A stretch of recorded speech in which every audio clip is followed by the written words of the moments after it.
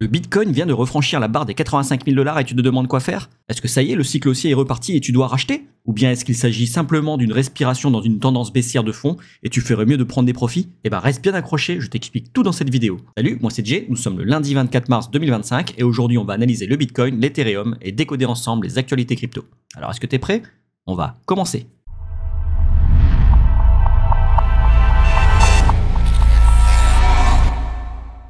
J'en profite pour te rappeler que si mes vidéos te sont utiles, dis-le moi en commentaire, lâche un like, abonne-toi et active la cloche pour ne rien rater des prochaines actualités crypto. Et on commence la semaine dans le vert puisqu'on a bien poussé hier, là, le dimanche, et on voit qu'on a pas mal de tokens qui ont bien poussé. Le Bitcoin et l'Ethereum qui ont pris tous les deux plus de 3%, le Sonic anciennement FTM qui a pris 13%, Avalanche qui a pris 10%, Hype 6%, SUI 5,7%, TIA 9%. Ce sont des réveils qui font plaisir. Mais attention, depuis le mois de décembre, le lundi et le mardi, on ravale tout le mouvement du week-end. Donc là, on a eu une hausse ce week-end.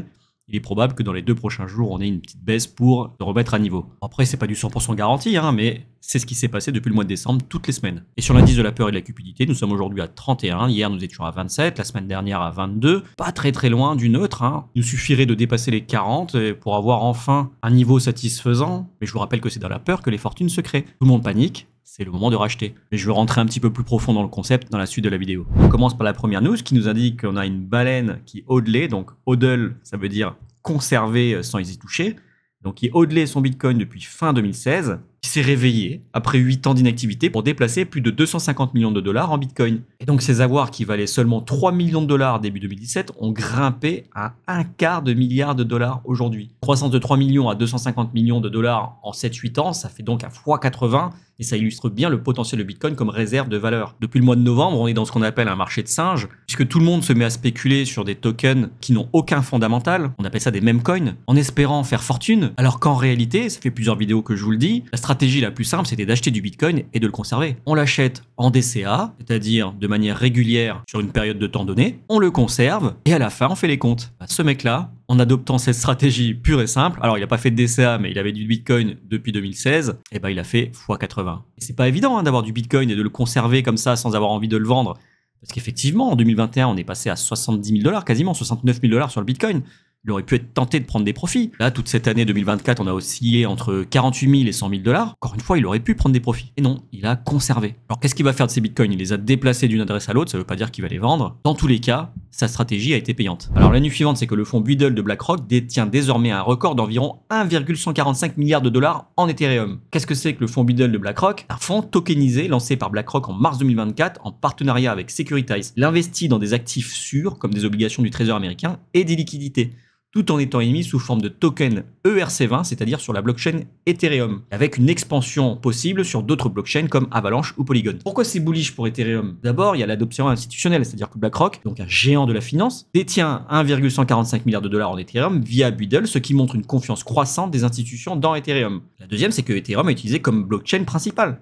La majorité des actifs de Buidl sont sur Ethereum, renforçant son rôle central dans la tokenisation des actifs réels, c'est-à-dire les RWA. Je vous parle souvent de la narrative RWA, c'est les Real World Assets. Donc, ce sont l'utilisation de la blockchain et des tokens d'application de la vraie vie. Donc, ce fonds-là est majoritairement positionné sur Ethereum. Et enfin, il peut y avoir un effet de réseau, c'est-à-dire que cette adoption peut attirer d'autres institutions, augmentant la demande pour Ethereum et son utilisation dans la DeFi et les RWA, ce qui inéluctablement pousserait son prix à la hausse. Alors la news suivante, c'est qu'en 2024, Tether a été le 7e plus grand acheteur d'obligations du Trésor américain, devançant plusieurs pays. Pourquoi cette news est bullish pour la crypto et indirectement pour Ethereum? D'abord, c'est que ça démontre l'adoption institutionnelle. Tether, l'émetteur du stablecoin USDT, est un acteur majeur de la crypto. Sa position de 7e plus grand acheteur d'obligations du Trésor américain montre une intégration croissante de la crypto dans la finance traditionnelle, renforçant la légitimité du secteur. Ensuite, ça apporte une stabilité sur l'USDT de Tether. Les réserves d'USDT adossées à des actifs comme les treasuries garantissent sa stabilité. Cela renforce la confiance dans les stablecoins qui sont essentiels pour les échanges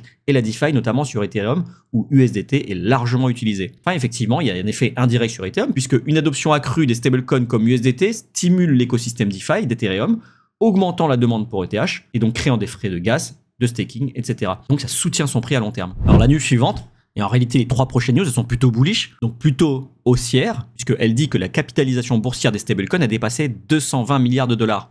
Et avec une liquidité croissante en attente, cela pourrait alimenter le prochain grand rallye du marché une fois que le sentiment redeviendra haussier. Et oui, parce que ces fonds peuvent être rapidement convertis en Bitcoin, Ethereum ou d'autres cryptos dès que le sentiment du marché redeviendra haussier, puisque c'est exactement ce qu'on attend sur Bitcoin. Il nous manque un catalyseur haussier de marché. On a eu pas mal de narratives l'année dernière, on a eu les ETF, on a eu les élections de Donald Trump, la réserve stratégique en Bitcoin. Aujourd'hui, il nous manque un catalyseur. Alors je vous disais dans une vidéo précédente, le catalyseur pourrait être la baisse des taux de la Fed. En tous les cas, le fait qu'il y ait une masse monétaire comme ça latente, ça indique un gros mouvement potentiel imminent. Et puis il faut pas oublier qu'une capitalisation en hausse des stablecoins, ça montre aussi que les investisseurs restent engagés dans la crypto, même dans un marché morose. Et ils sont prêts à agir, tapis dans l'ombre, prêts à acheter. Et ensuite, on a CryptoRank qui nous a fait une petite analyse et qui nous montre que moins de 4% de la population mondiale possède du Bitcoin.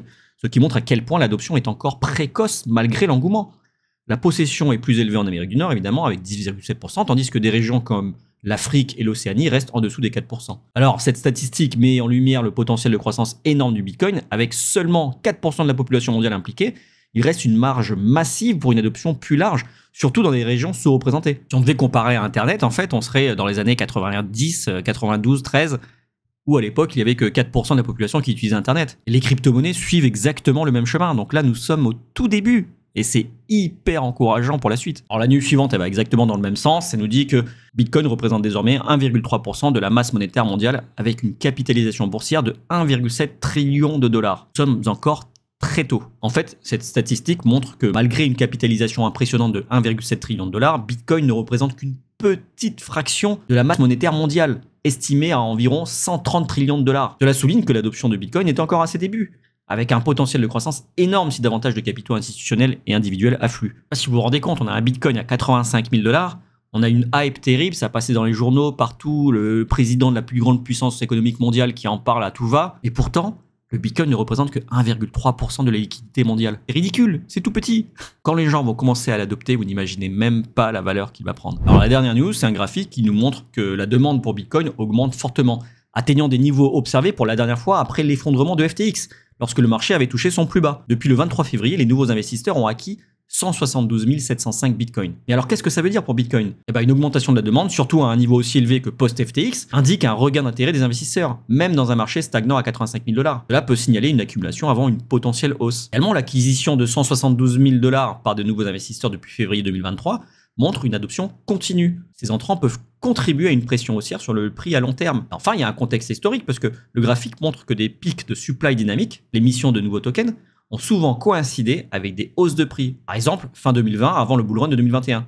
Si cette tendance se répète, ça pourrait précéder un rallye, rendant cette news effectivement encore bullish pour Bitcoin. Alors vous savez, moi, à long terme, évidemment, je suis bullish. Et d'ailleurs, je pense que la crypto doit être vue comme ça. Beaucoup trop de personnes voient la crypto comme un moyen de se faire rapidement de l'argent. En réalité, c'est un placement pour le futur. C'est comme ça qu'il faut le voir. Et c'est comme ça qu'il faut l'interpréter. Et c'est comme ça qu'il faut agir. Dans cet état d'esprit qu'il faut agir. Alors du coup, pour répondre à la question, est-ce qu'il est trop tard pour acheter du Bitcoin? La réponse est: il n'est jamais trop tard pour acheter du Bitcoin. Quand il est monté à 100 $, tout le monde se disait: oh là là, il est déjà beaucoup trop haut. On va jamais monter plus. Et les gens ont revendu. Ça a été pareil à 1000 $, ça a été pareil à 10 000 $, ça a été pareil à 20 000 $, à 70 000 $ et même à 100 000 $.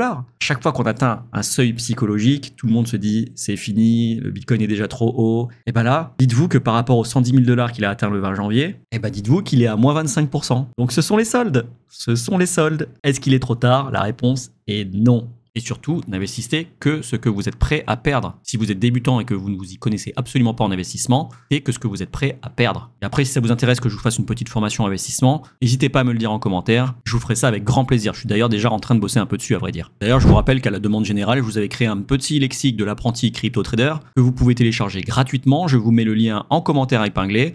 Il vous suffit de vous rendre sur le lien, de rentrer votre petit email et de télécharger. Et alors concernant le calendrier économique, aujourd'hui on n'a pas grand chose, on a juste les PMI manufacturiers, qui sont donc des indicateurs économiques qui mesurent la santé du secteur manufacturier. Bon, ça fait pas beaucoup bouger le marché, je vous rassure. Si vous tradez aujourd'hui, il n'y aura pas de grosses incidences vis-à-vis des PMI. Et concernant les inflows et outflows de vendredi dernier, on a 83 millions de dollars qui sont rentrés sur les ETF Bitcoin. Donc on clôture la semaine à plus 750 millions de dollars sur les ETF Bitcoin. Ça fait plaisir. Sur Ethereum, c'est 18 millions de dollars qui sont sortis. Donc on clôture la semaine à peu près moins 100 millions. Bon, ça fait moins plaisir, je vous l'avoue. Mais ça a toujours été comme ça. Bitcoin a toujours de l'avance. Et Ethereum se contente de suivre. Avec un peu de latence, c'est vrai. Mais d'ici le mois prochain, comme je l'avais dit dans une précédente vidéo, on a la mise à jour spectra d'Ethereum qui est attendu, qui est même très attendu puisque elle améliore grandement la blockchain et que ça pourrait effectivement enfin lancer le rallye haussier sur Ethereum. Bon, après, il y a d'autres facteurs qu'on a vu tout à l'heure dans la vidéo qui montrent qu'il y a un engouement latent pour Ethereum qui attend juste en réalité un catalyseur.